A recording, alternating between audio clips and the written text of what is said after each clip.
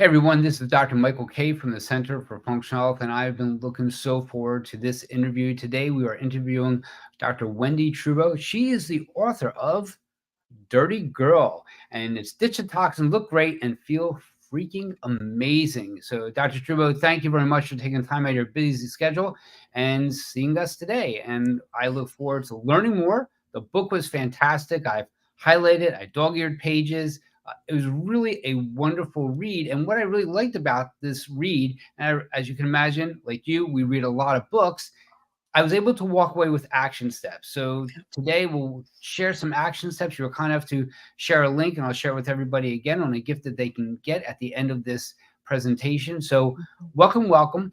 I always like to start with the hero's journey, right? So how did you get here? You know, at one point in time in life, you decided, I'm going to be a doctor. I want to specialize in OBGYN. You got into functional medicine.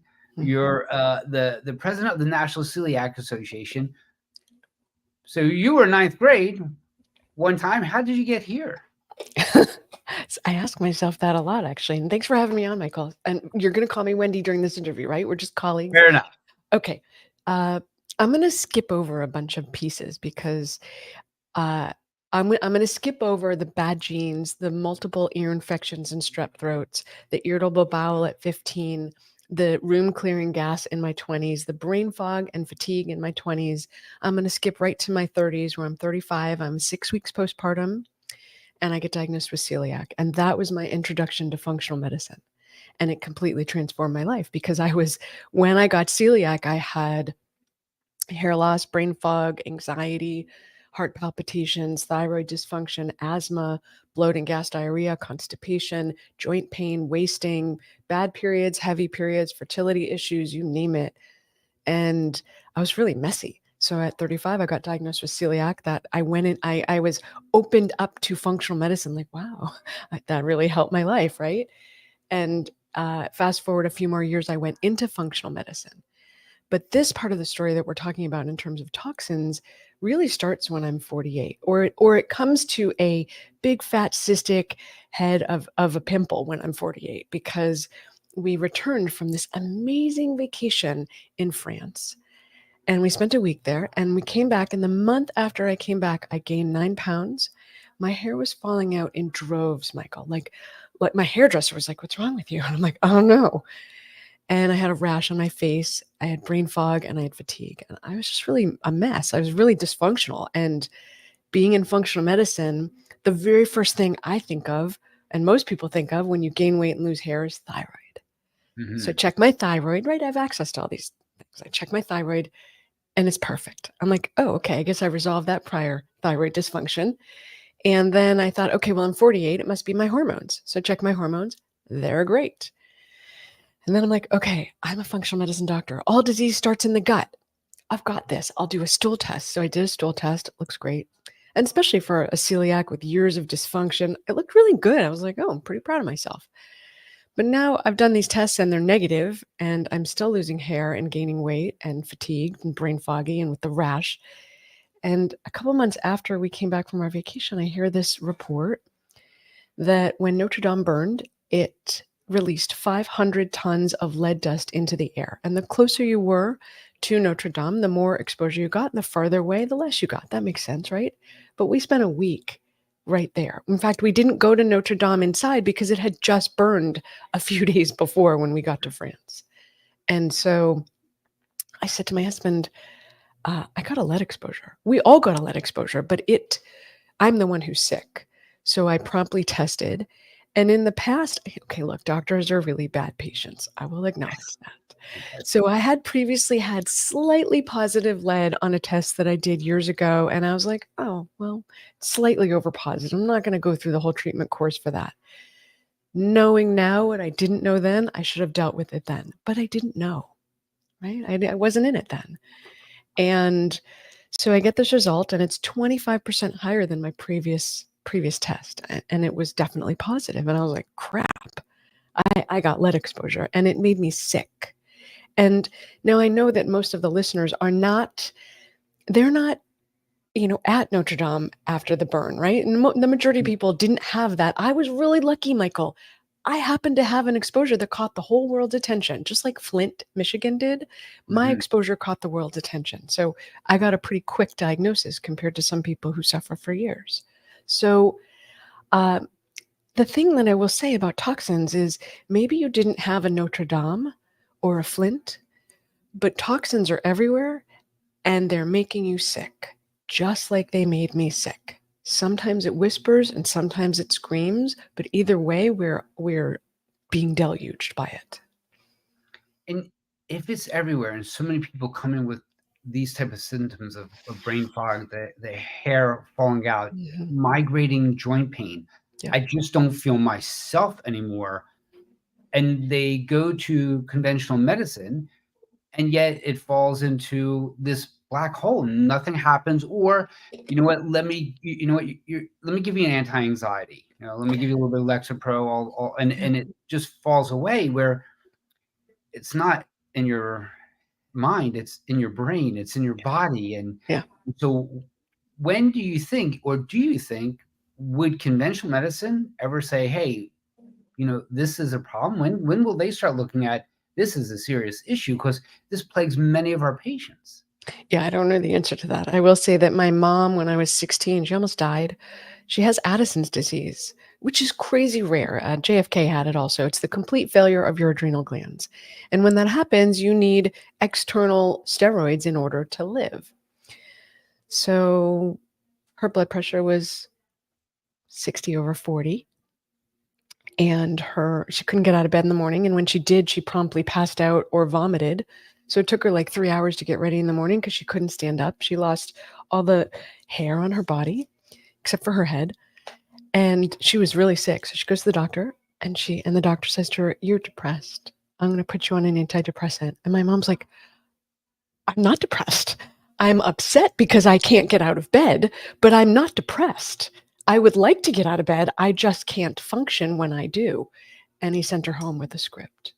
And it was only when she wound up in the hospital because she couldn't function that a really killer endocrinologist took a look at her, and she was bronze. That's another hallmark of the disease. You look like you've been baking in the sun for weeks. And he took a look at her, took a look at her blood pressure, took a look at her skin, took a look at her symptoms. He goes, "You have Addison's disease." But she was hospitalized. I mean, she was kind of end stage. Her blood pressure was unpalpable. So I don't know the answer to your question, but I know that it impacts people very deeply.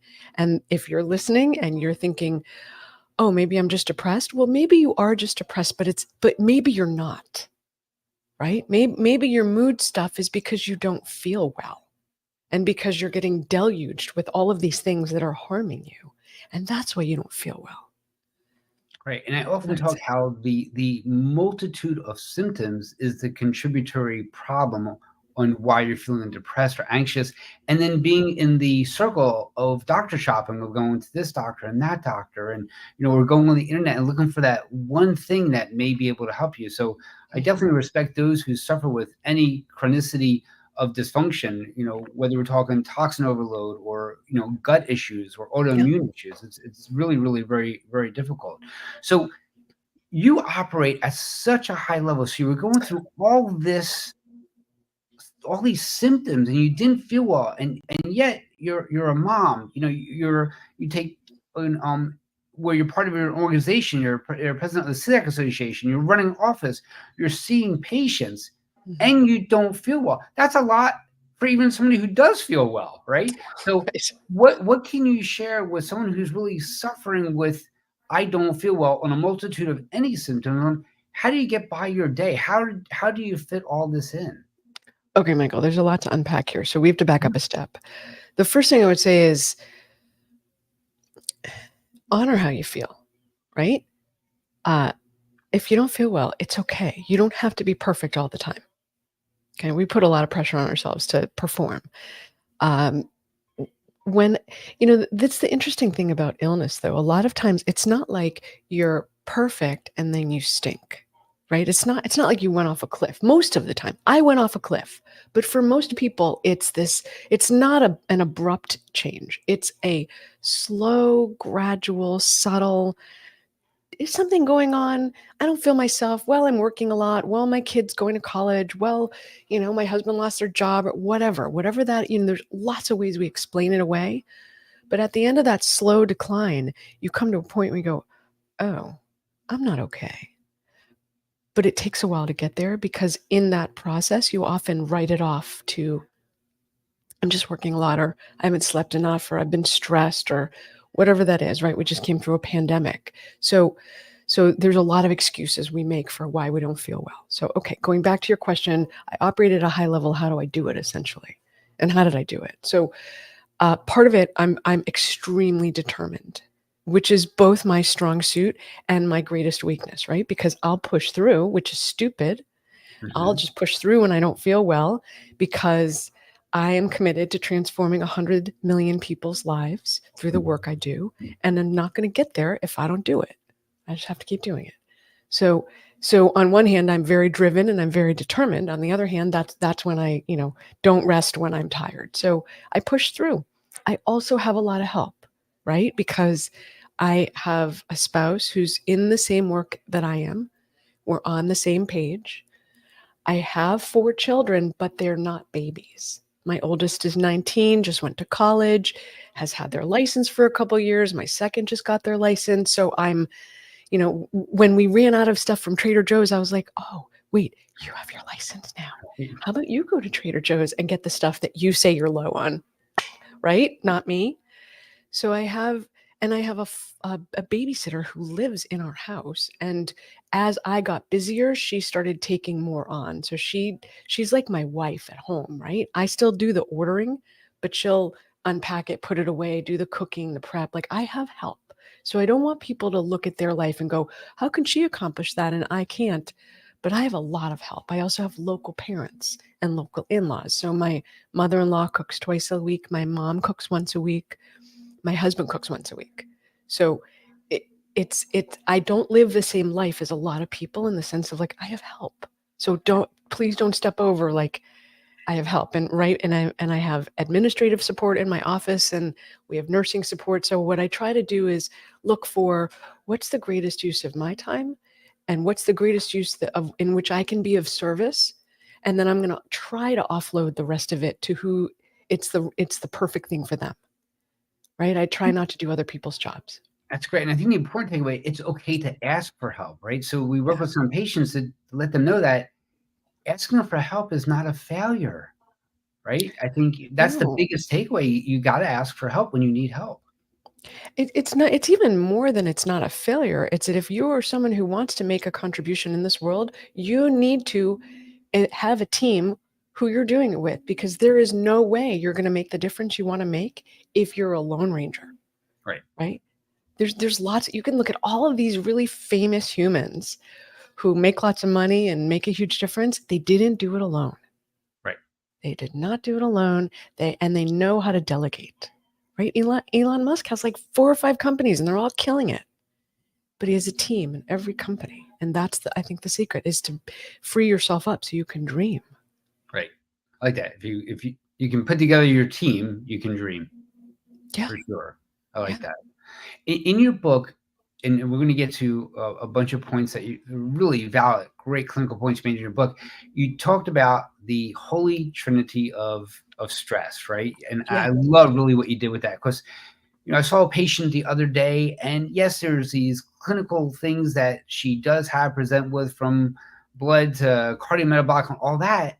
And in the end, it was like, wow, what's killing you is the stress. Hmm. And that's affecting you not just in your brain and your mind, and you feel anxious and there's no time, but it's really affecting you immunologically, Yes. neurophysiologically. So if we can talk about your holy trinity of stress and how you Sure. define it. Okay. So I always feel weird about saying Trinity because it feels religious. So I transformed it into saying Triad just so that people aren't like, wait, this isn't religious. I don't want to step on Right. anyone's toes. So, okay, so there's this holy triad.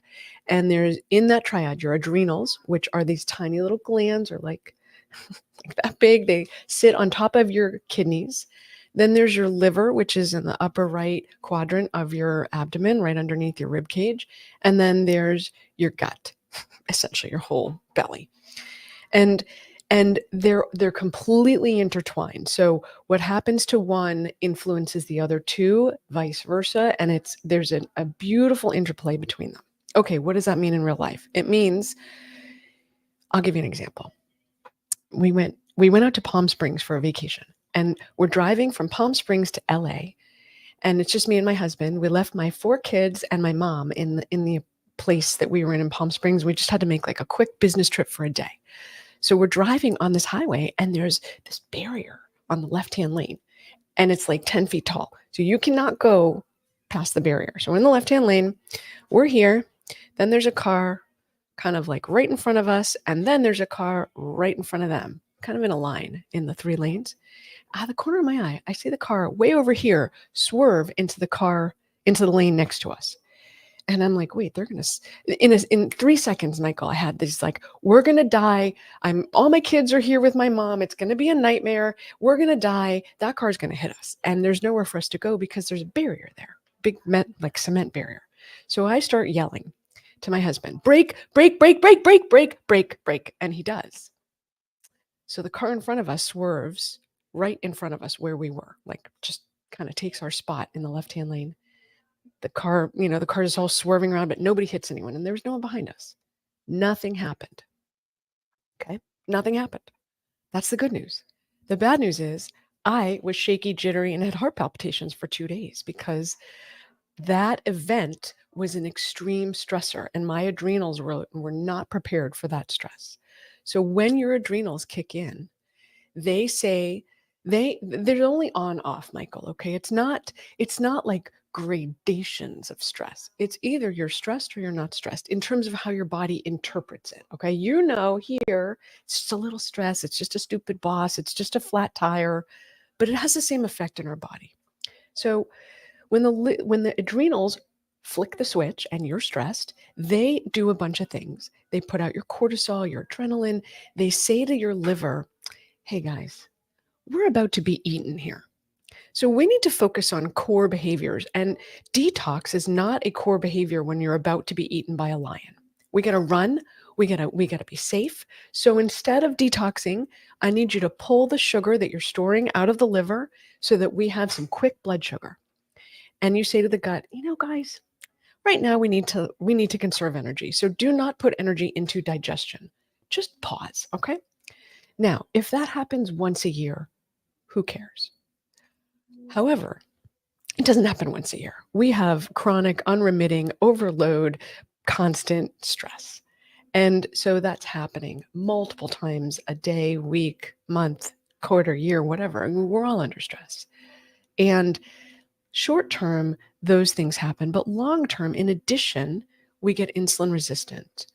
We crave food and eat sugar and carbs, and that causes us to gain weight, particularly angry weight in our midsection. We get stuck in the pattern of fight, flight, or freeze. We forget how to stop. And all of these long term then lower our immune system, raise the chance of autoimmune disease, raise the chance of cardiometabolic disease, raise the chance of suffering. Let's just call it suffering, right? Of all forms. Let me pause there because that's a lot to unpack. Mm-hmm. So in our field, so I'm going to go a little bit clinical for a bit. Mm-hmm. So in our field, I'm starting to notice there's like almost 2 sides. There are those who don't believe in adrenal fatigue. My And, neighbor said to me, there's no such thing. I was like, oh, cool. Good luck to you. Nice talking to you. Right. Thank you very Nice much. to meet you. Thank you very much.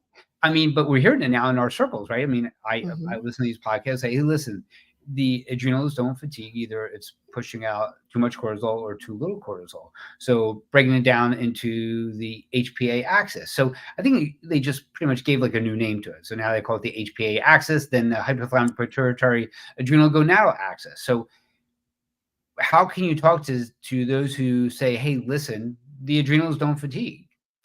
It doesn't happen. So, If it does, it's any cortisol push up or down is just temporary at best. There's no yeah, effect. I don't spend a lot of time arguing with people because I don't find it to be a good use of my energy. But I would say that what I would say is, okay, can you overuse a muscle? Obviously, yes, Yes. right? You can Mhm. overexercise, you can under recover. So why not a gland? Why can't a gland underperform based on chronic chronic demand on that gland? doesn't make any sense to me that you would say, oh, well, it can't fatigue based on repeated uh, effort with no break. So but I don't spend a lot of time arguing with people because you can't open a closed mind. It's sure difficult. It's like pushing a boulder up a hill. No, I once had a patient, one of my first functional medicine patients came to see me when she was 33. She's 33 years old. She is an OBGYN, fine. She's a PCP, fine. She is a neurologist for her headaches, cardiologist for her high blood pressure at 33, and has a gastroenterologist for her irritable bowel. I'm like, dude, you're 33 years old and you have 5 doctors, plus me, by the way, because I was now the 6th consulting doctor. I wasn't her OBGYN. So I'm like, you got 6 doctors. Okay, so we figure out what's going on with her, and one of the core things that's going on with her is she's somewhere on the spectrum of celiac and has very, very severe reactions to gluten. So we take her off gluten. Her headache goes away. Oh, by the way, she had a psychiatrist too for anxiety.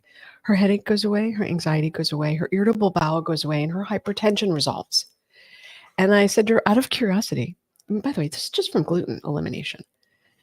I said, out of curiosity, did any of your doctors ask you what you did? And she's like, I'm like, well, I'm glad you don't need them anymore. You can't make people curious if they're not. So I really generally, there's so much demand for what we do. I generally focus on the people who have drunk the Kool-Aid, right? Like, there's a better way. You want something? Cool. Let's do it. Right. I mean, even around my local area, they'll say nutrition does not play a role. You are what you eat. Right. Plain and simple. You would not put crappy oil into a high performance car. I always talk about that. Are you treating yourself like a Ferrari or a Ford Pinto? What are you doing here? Right. Yeah. So it's kind of very straightforward. And Yeah. it's interesting, though. I've had patients who have had their pets on gluten-free, grain-free diets. You can Yeah. buy dog food that says grain-free. And I go, how is your dog doing? He's doing great. Ever since we put him on that diet, grain-free, he's doing wonderful. I'm like, Yeah. great. When will you do this? Oh, I don't think that works for me. I'm like, oh my God. It's just right there in plain sight. And it's a relatively easy lever to pull, right? Yeah. You are what you eat. And the top allergens are gluten, dairy, and sugar. So. Right. Okay. Let's talk about the next part of this triad is the liver. What role is the liver playing? So your liver will help you thrive or dive. Okay, it's responsible for processing the toxins that it's exposed to. Now, what does that mean? The majority of toxins that we get exposed to are fat soluble. And what happens, why this matters, Michael, is that fat soluble toxins cannot be peed, pooped, or sweated out until they're converted from fat soluble to water soluble. Think of, you cannot mix up your lemon and your oil unless you emulsify it with some other thing to mix them. Otherwise, they just keep separating. So the fat soluble toxins are processed by the liver. What are fat soluble toxins? It also processes some water soluble toxins, but it processes your hormones. Those are fat soluble. It processes the plastics that we're exposed to, the forever chemicals, the PFAS, the heavy metals like mercury and lead, arsenic, cadmium. Those are the big 4. In fact, arsenic, lead, and mercury are the top 3 in the list of toxic chemicals put out by the government. Arsenic, lead, and mercury are the top 3. So it's processing things like volatile organic compounds, all these things that you get exposed to in any given day. Your liver is responsible for processing. Do you feel like your audience is going to be interested in how that works? Because it's my favorite thing to talk about, but I want to make sure I'm not killing them with science. Nope. Let the science rip. Hit it. Okay. So your liver works in multiple phases. Phase 1, it recognizes that there's a fat soluble toxin it needs to deal with, and it goes through the cytochrome P450 system. There's 5 different possible behaviors that the liver can go through, and it requires a number of minerals and nutrients. And it processes that toxin halfway, goes through phase 1, and from phase 1, you make a free radical. Free radicals are highly charged pro-cancer inflammatory molecules, and your body knows this is not safe. So you have 2 pathways to go through when that happens. 1, go on to phase 2. Phase 1 is much quicker than phase 2, though. So often there's a buildup. So if you can, go right into phase 2, in which you go through 6 different possible behaviors and you ultimately bind that free radical and make it inert and water soluble. Those are the most important things. And then most of the time it's put into your gut to poop out, or it's put into your urine to pee out, or you sweat it out. Those are the 3 ways. You can also breathe it out, can go through your hair, but these are a little bit more minor compared to the gut is the big thing. So your liver is responsible for doing that. But if you can't keep up, remember how Lucy and Ethel were in that episode, and first they start out and they're wrapping the candy and they're psyched, and then the conveyor belt speeds up and they can't quite keep up, and then they have to move faster, and then it starts to slip by them. Right? So if you're in a scenario where you're exposed to a lot of things, mycotoxins, poor air quality, water quality, stress, plastics, there's a whole long list, right? It's just sort of never ending.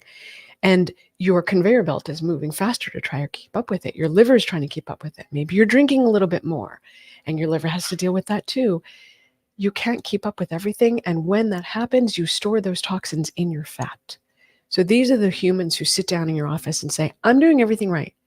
I eat 1,300 calories a day. I work out 45 minutes a day. I do weights 3 times a week. I sleep for 8 hours a day, and I'm not losing any weight and I'm gaining weight. And I go, yep, congratulations, you've got toxins. So your liver is responsible for that.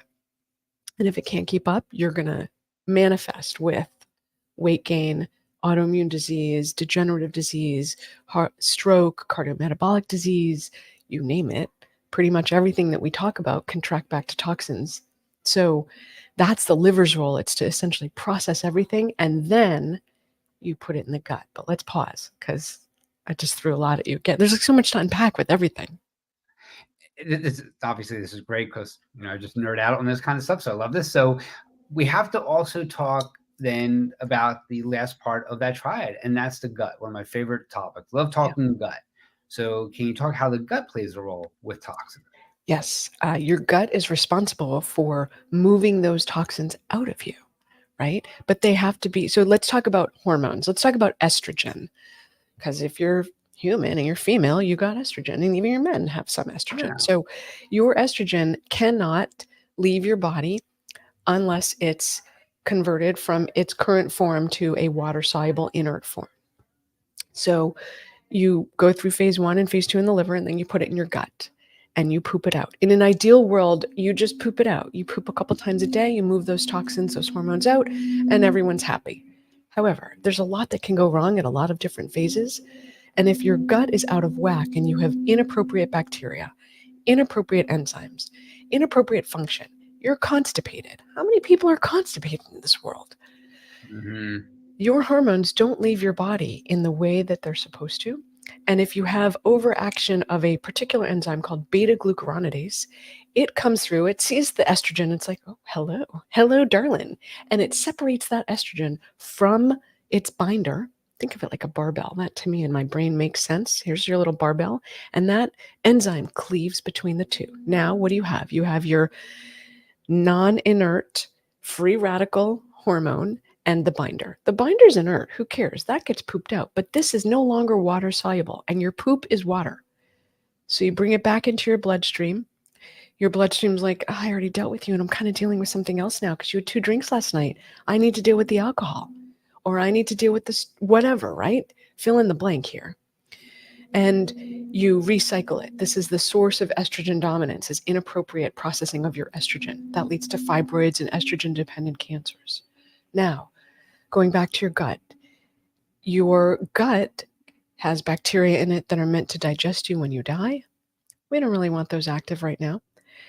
Those are anaerobic. It can have yeast that's not inhibited by antibiotics that will make you crave sugar, so it can eat. You can have imbalanced bacteria that throws off the function, the digestion, the absorption, the production of your serotonin, which makes you happy. So there's so many things happening here. And if the gut, and I neglected to say, all 3 of these can signal the others. I think I said it at the beginning. All 3 of them can signal the others to say, hey, danger, Will Robinson. So if the gut is in a constant state of dysfunction, it will say to the adrenals, oh, like, we're not okay here.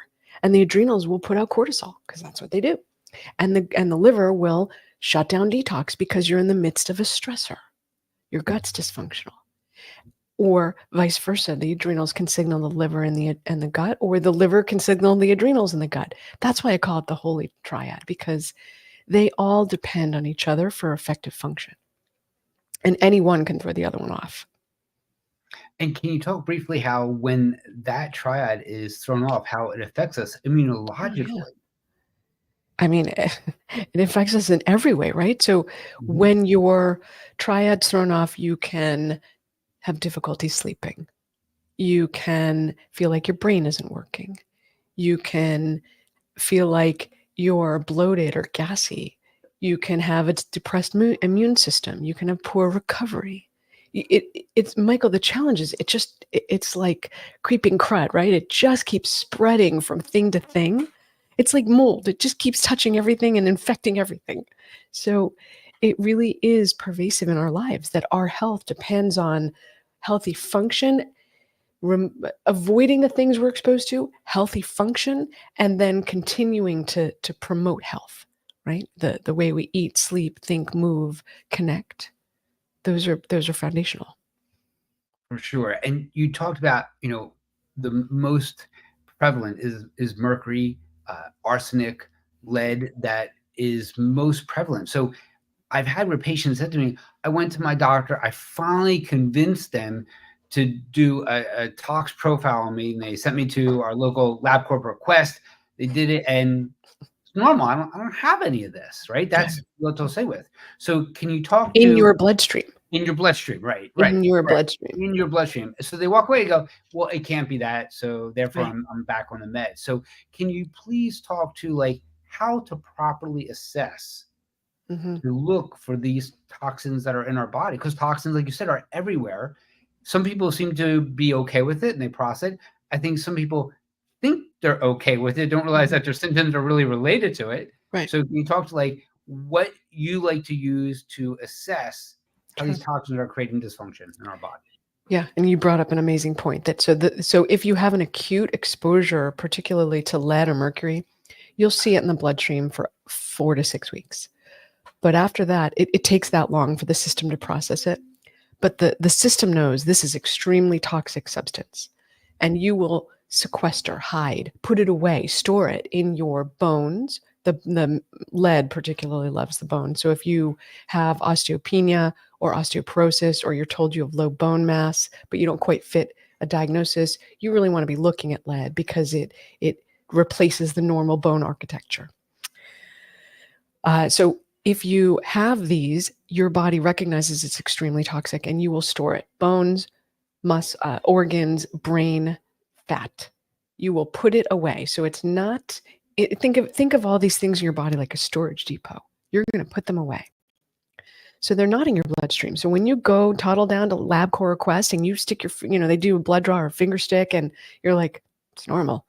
That's because thankfully your body put it away. But that means you can't see it. So let's talk about how you test it. Okay. So for heavy metals, we use urine testing. I don't use stool or hair. Hair only shows what you're voluntarily getting rid of. And stool, nobody likes doing stool tests. So nobody wants to do the stool test. They don't Yeah, care about pee, or they don't care about pee, or spit, but right. poop, not having it. So I don't do those. I do urine. And what we do is we do a baseline urine that looks at whether you're being ongoingly exposed. That's just literally get up and pee. And if it's positive, we got a problem, right? Because you got some major exposure in your life. And then we do a provoked test. And that we use DMSA. And I only treat adults. So every once in a while, I'll do a smaller dose, but generally it's 1,500 milligrams. We get it from the compounding pharmacy. And you collect your urine for 6 hours. And that will give us a sense of what's stored in your body. And you can react, Michael. If you're positive, I always say to people, you can feel one of three ways when you do this test. You could feel cruddy, like, oh, I'm coming down with something. I feel like I'm sick, maybe getting the flu. I'm achy. I'm tired. My brain isn't working. So you flare, you sort of charge up. Or you could feel great. It's harder to notice when you feel great because you just think you had a good day. I always feel great when I do these tests. I'm like, oh, I'm having such a productive day, clean out the closet, blah, blah, blah. Or you could feel nothing. Then you have no idea what your test result is. But if you feel awful, there's your test result right there. You're positive. But we wait for the data. So for metals, we do pre and post provoke test.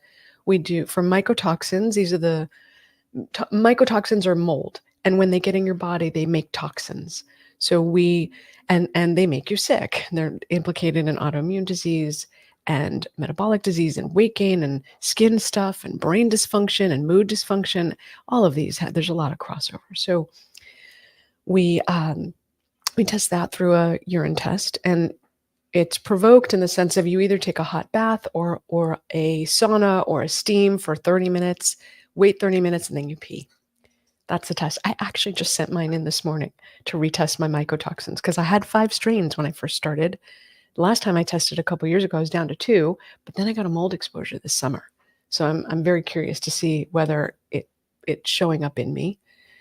So that's urine. And then the environmental toxins, including other, the gasoline fumes, plastic, styrene, phthalates, PFAS, flame retardants, herbicides, pesticides, insecticides is also a urine test. Super easy. So all you have to do for these is pee. It's easy.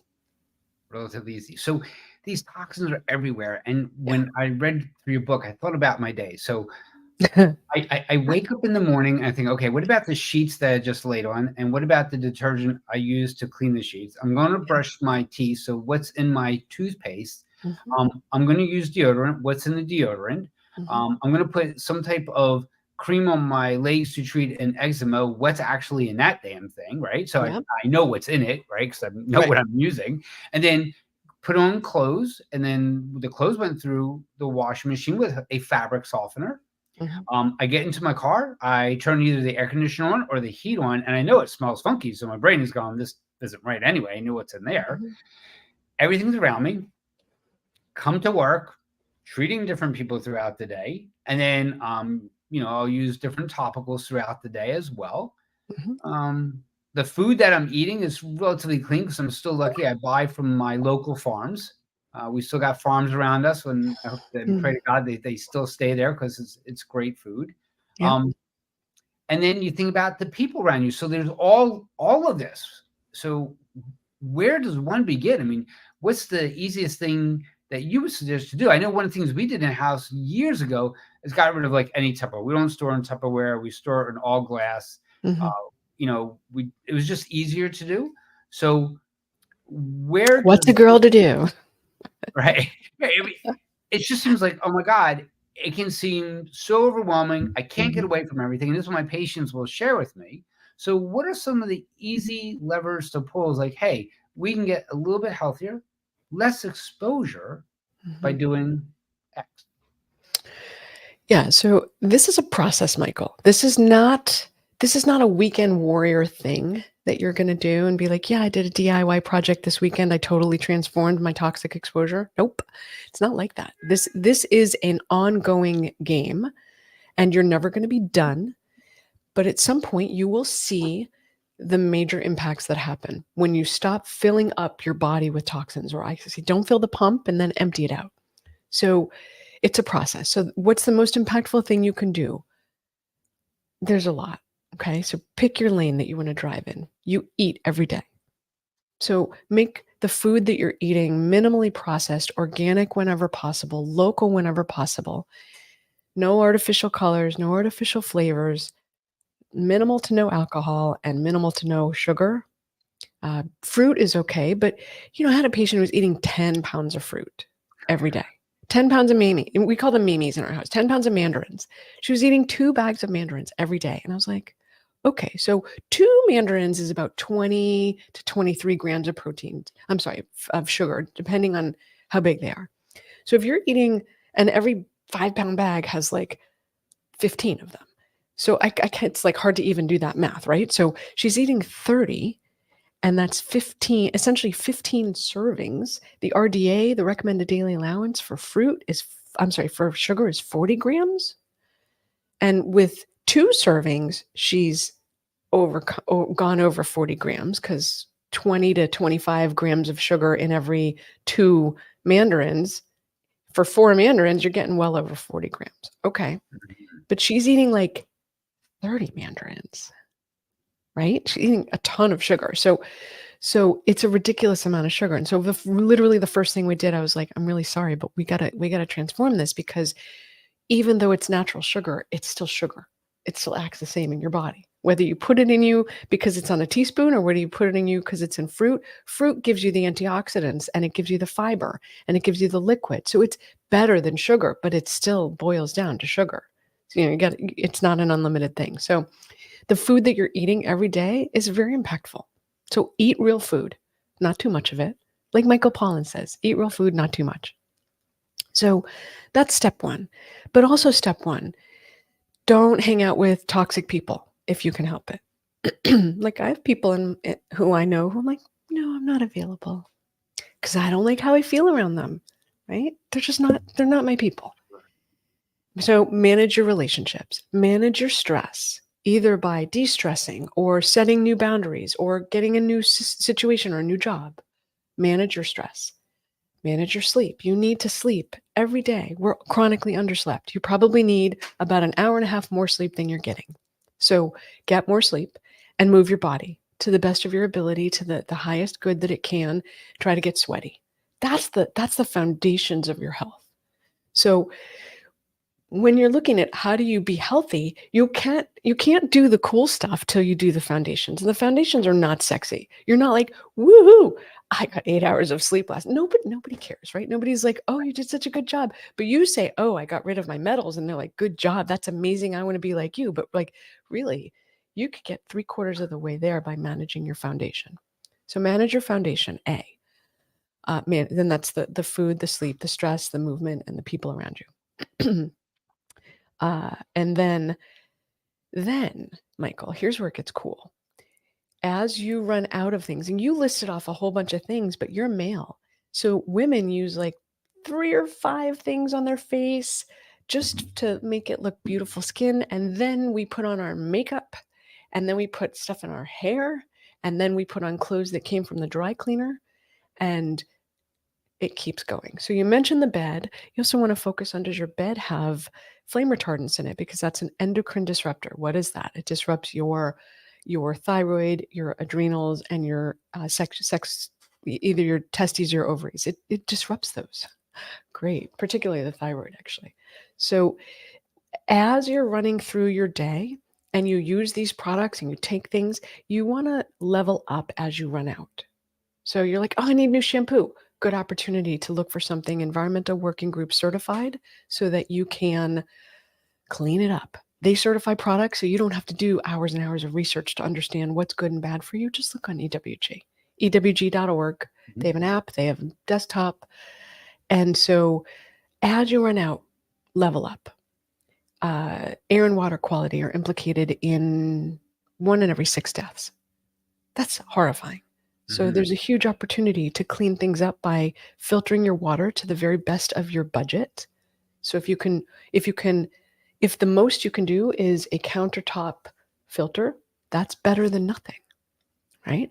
If you can do a whole house filter with a point of use reverse osmosis, that's best in class, but not everyone can do it, right? So do what you can do. And then same for your air. If you can filter your whole house, great. If you can filter one room, great. Take that thing with you when you go from room to room so that you can clean up the air quality in your house or your work or your car. We got new cars. Guess what? Cars have 10,000 chemicals in them. So my family thought I was crazy. And I was like, no, there's thousands of chemicals in a car. We are going to filter that because I don't want you breathing that in, because these are ultimately all pro-inflammatory. What does that mean? It means it makes you sick ultimately when your body can't handle it anymore. So filter your air and water to the best of your ability. Filter your car. When you do construction, don't use harmful chemicals. People say to me, I just moved into a new house. I'm like, oh, did they use VOC on the paint? Yeah. What does that mean? Okay. Does it smell? Yes, it smells like a new house. Okay, they used VOCs. So don't use VOCs because they off gas and they are extremely inflammatory and they make you sick. They give you autoimmune disease, they give you cancer, they mess with your brain. So you want to start to level up as you're going through your life, and it can be invisible, right? We just got leather chairs for our IV unit. And I was so happy. I was like, great, it's not vegan leather. Look, I have nothing against vegans, just for the records. And vegan leather is plastic. So it's good that no cows were harmed, except it's bad because you're harmed. So you're better off looking for either straight leather or fabric and then make sure the fabric isn't treated, because those flame retardants, again, right up against your skin. Your skin is your largest organ. It absorbs, it can help you detox, but it will also absorb everything you give it. So you really want to make sure that you're giving it things that don't make you sick. Mm-hmm. And you touched base when you were sharing about the case of the woman who was eating all of the tangerines and sugar, right? So patients are always shocked when I'm telling them, listen, you got to cut back on your fruit. I mean, but fruit's healthy, Dr. Kaye. I'm like, yes, right? So we'd be remiss to not talk about one of the major toxins, and that's sugar. So we're coming to almost of a close. Can you talk about why it's so important to remove this toxin, this sugar toxin? Yeah, sugar's the devil. Okay, I'll just say it straight out. Sugar's the devil. I'm waiting for someone to make a meme, right? Sugar's the devil. Sugar's the devil. So I know, right? Just throw that sugar. So sugar's extremely inflammatory. That's level one. And what happens when you get inflamed? You get sick. What do you get sick with? Cardiometabolic disease. That's heart disease, diabetes, prediabetes, PCOS, metabolic syndrome. You can have things like asthma. Kind of random, but inflammation in your body is going to go down the path it goes down. My body's different than yours, so I show up with autoimmune disease and gut dysfunction and brain fog. Someone else shows up with metabolic disease. Someone else shows up with Crohn's disease, another autoimmune disease.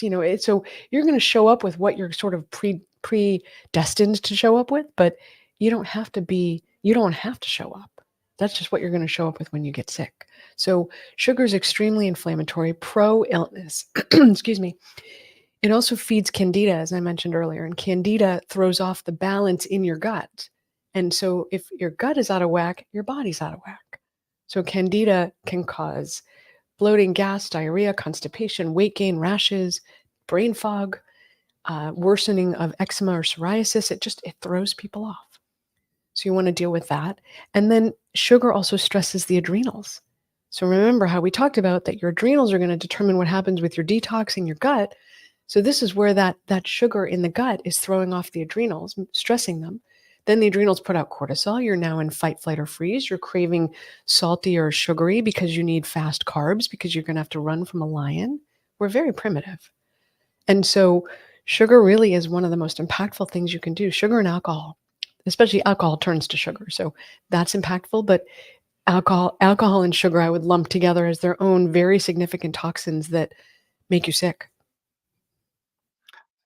And as a great analysis of sugar, I always try to get my patients off of sugar. And for the first week, I know if they're angry with me, I know they're following the protocol, right? So I know if they're just so upset with me, I know they're doing a great job. And the second week, it's just so much easier. And what's fantastic is by the third week, they're like, man, I'm just not even craving it anymore. Yeah. It takes about 2 weeks to work those cravings through the system. Yeah. And it can be bad, but the rewards are huge. A small amount of pain for huge rewards. Yeah. I love how in your book, you also offered the tools of like quizzes on how to figure out where one is at, how much they do need help. Can you talk to how somebody can work with you? And you can work with people across all the states, correct? Across the pond? Yeah. So I live in Massachusetts and I practice in Massachusetts. So their rule is that in order to establish, let me back up. We have two ways that people can work with us. One is through the bricks and mortar, which is a insurance-based functional medicine practice. So we have a membership. We do functional medicine, IVs, hyperbaric oxygen, pulsed electromagnetic fields. We do we have the TB12 recovery guys. So we have a huge suite of in-person things.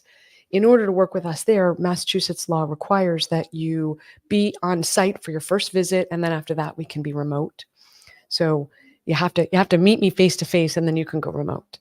That is a very small group of people who are going to come to Massachusetts. I mean, you're welcome to come to Boston in the springtime, right? John Dever said it. Great time. But we also have an online brand called drwendie.com. And through that brand, we work with people on detox, testing, coaching programs. So it's for people who maybe aren't quite ready to fly to Boston or drive to Boston for a visit, but want to be in the game, right? They want to make a difference in their health. They want to untangle and figure out what's going on. That's the avenue for them to do that. Excellent. And thank you. You were so kind enough to share like a freebie that somebody can have. Can you talk about what I can share with my patients and people who are watching? You bet. I think everyone wants to know, how toxic am I really, right? So we have a quiz. You can figure out, how toxic are you, low, medium, or high? We have the non-toxic guide to healthy living, and we have chapter 1 of the book. If you're like, well, it sounds cool, but I don't know, I don't want to commit, right? I'm totally commitment phobic. So we give you chapter 1 so you can figure out if you like the style, and then you can buy the book and get involved. Excellent. I know your time is precious. I know we're on a time limit today. I want to be respectful of your time. Any last parting words? I always ask whoever I interview, like, what book are you reading now? So I'll ask you that. What book are you reading now? And what parting words can you leave us with? I just read Punch the Elephant by Mike Koenig, literally on the plane back from Phoenix this weekend. So Punch the Elephant is all about how to be with people in the sales process, which is probably not relevant for most people, but I just finished reading that. And I think the most important thing to remember is that it can feel overwhelming when you start this process. It really can feel a little bit daunting. And so don't worry about it feeling that way. You don't have to finish all of it today. Just do one tiny little thing. And that tiny little thing is make one improvement. Buy one thing that you're running out of and have it level up to a place that you're happier with the quality, that it's less toxic. If you're buying a bed, buy a bed without flame retardants, unless you're a smoker who smokes in bed, because then you need flame retardants. Okay, that's like the only exclusion.